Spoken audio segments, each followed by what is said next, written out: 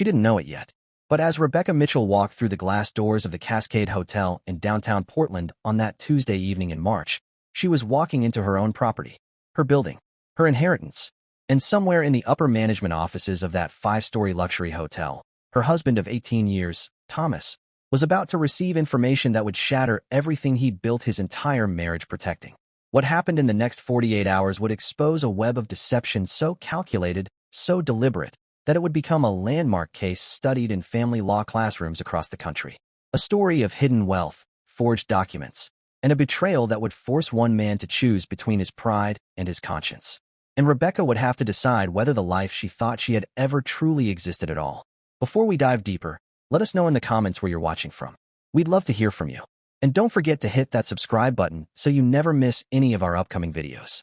So here's what makes this story extraordinary and why it matters. 18 years of marriage. Rebecca and Thomas met in Seattle in 2003. Thomas was charming, ambitious, and had dreams of building a hospitality empire.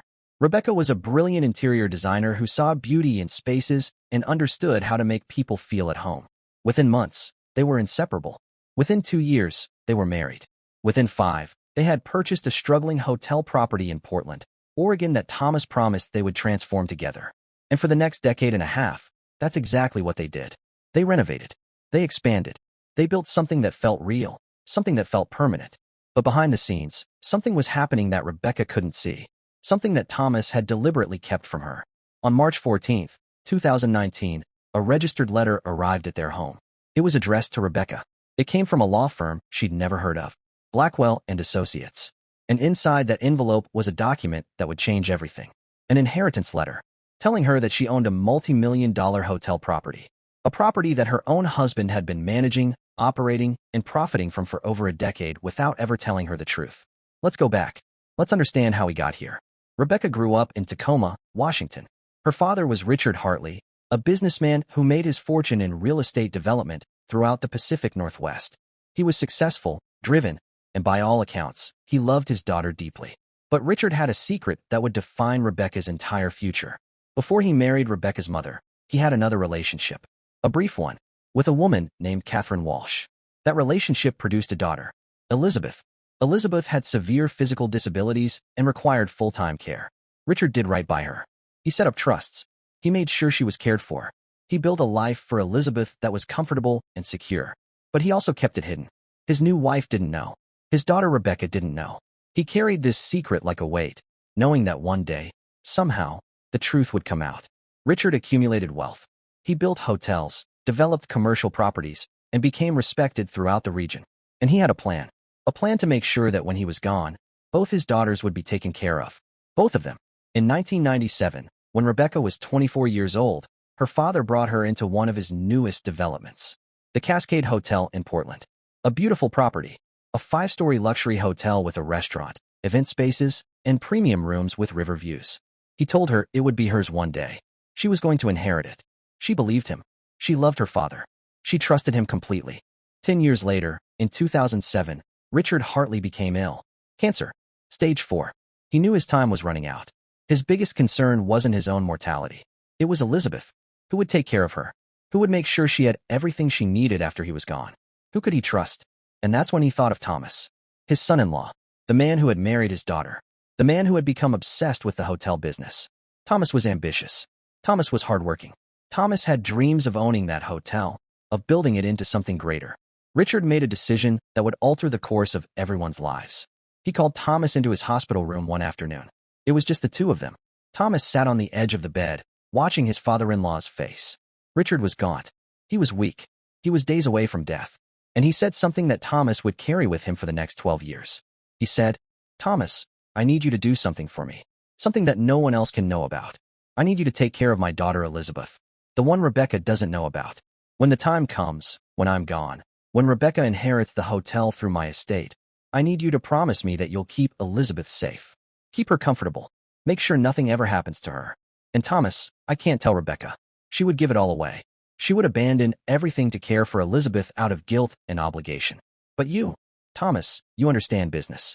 You understand what it takes to build something. Will you do this for me?" And Thomas, in that moment, made a promise that would define his entire marriage. He said yes. After Richard died in 2008, the will was read. Rebecca inherited the Cascade Hotel, as she expected. It was valued at $8.7 million at the time. The property was transferred to her name. Everything was legal. Everything was documented. But Thomas knew something that Rebecca didn't know. He knew about Elizabeth. He knew about the trust his father-in-law had established for her care at a facility in Vancouver, British Columbia. That trust required monthly payments. Substantial payments. $15,000 every single month to cover Elizabeth's 24-hour nursing care, her specialized equipment, her medications, her therapy. And he knew that he couldn't tell Rebecca. Not yet. Maybe not ever.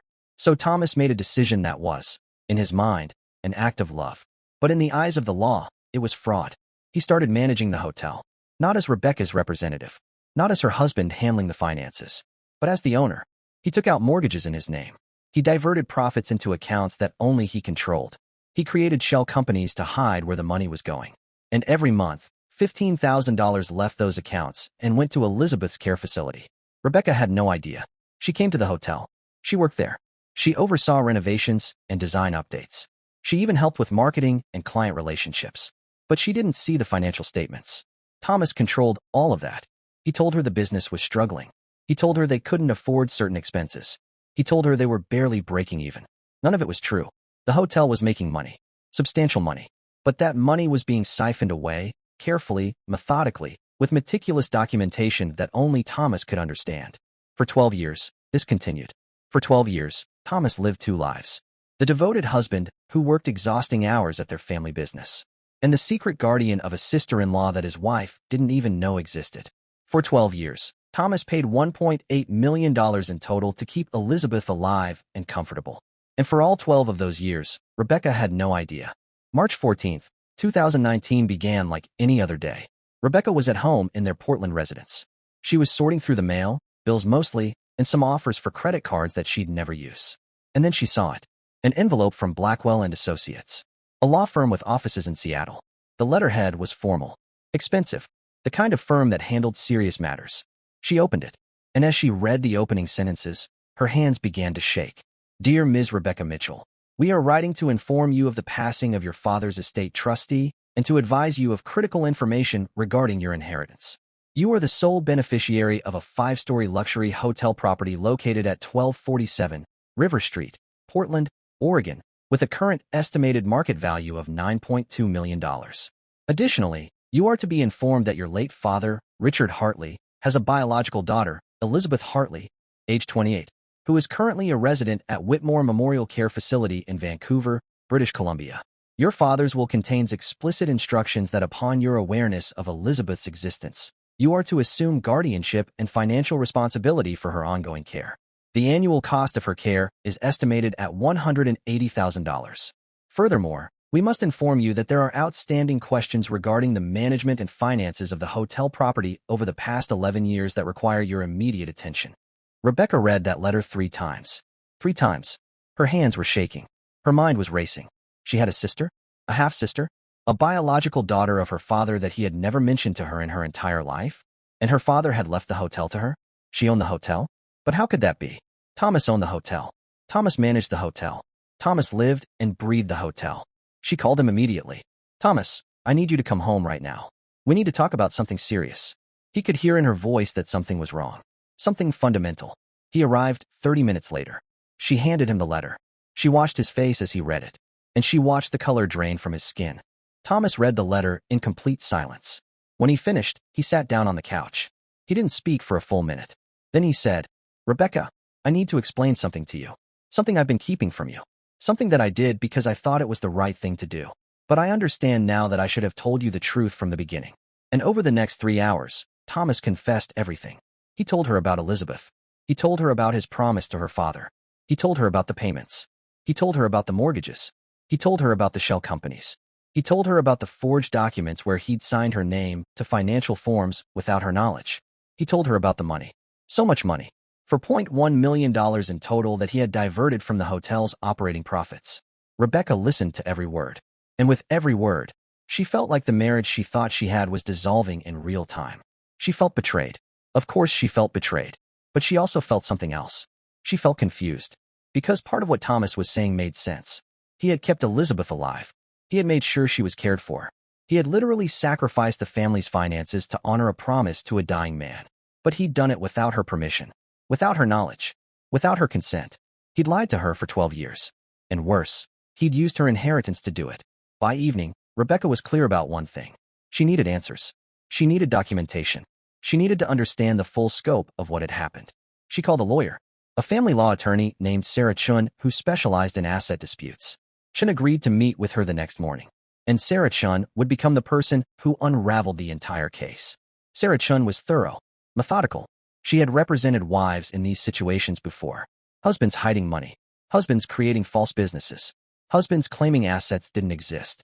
But this case was different. The money Thomas had hidden wasn't for himself. It was for a family member. Still, he'd done it through fraud. He'd forged documents. He'd lied under oath during their marriage. And he'd taken money that rightfully belonged to Rebecca. Chun immediately filed motions to freeze Thomas's personal accounts. She demanded access to every financial record from the hotel over the past 12 years. She hired a forensic accountant named David Wu, one of the best in the region.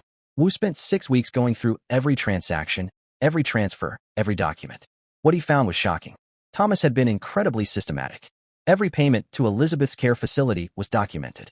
Every shell company had paperwork. Every mortgage had been properly filed. From a purely organizational standpoint, Thomas had done everything correctly. But from a legal standpoint, it was all criminal. The mortgages on the hotel had been taken out in the hotel's name, which was listed as belonging to Thomas. But the hotel belonged to Rebecca.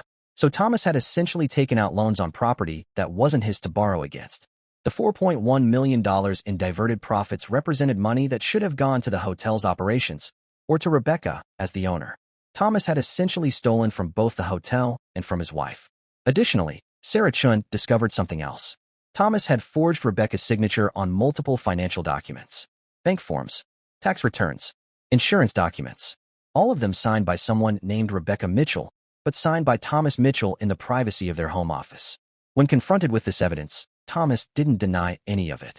He said, "I did what I had to do to keep her alive. Rebecca needs to understand that. I kept that promise." But then something happened that made the entire situation more complex. Sarah Chun went to visit Elizabeth Hartley at Whitmore Memorial Care Facility. She wanted to understand the situation. She wanted to see what 12 years of careful, loving maintenance had created. Elizabeth was 28 years old. She had severe cerebral palsy. She was nonverbal. She couldn't walk. She couldn't feed herself. She required around-the-clock nursing. But when Shin walked into her room, she was struck by something unexpected. The room was beautiful, not like a hospital room, like a home. There were paintings on the walls. There was a piano in the corner with a dedicated care assistant who would play music for her every afternoon. There were photographs. Many of them featured a man she recognized as Thomas. Thomas and Elizabeth. Thomas holding her hand. Thomas sitting beside her while classical music played. The care director, a woman named Patricia, told Shin that Thomas had never missed a monthly payment. Not once in 12 years. Patricia said, "Mr. Mitchell comes here every month to visit Elizabeth. Not because the law requires it. Not because anyone's forcing him. He comes because he cares about her. He brings her gifts. He talks to her about life. He tells her about her sister, Rebecca. He treats her like his actual family. I've worked here for 20 years. I've never seen a man honor a commitment like this." And Shin understood, in that moment, that this case wasn't black and white. Thomas had broken the law. That was beyond dispute. But he had also done something genuinely beautiful. He had loved Elizabeth. He had protected her. He had made sure that even though she was alone in the world, she was never neglected, never underfunded, never treated like a burden. The question became not whether Thomas was guilty. He was guilty.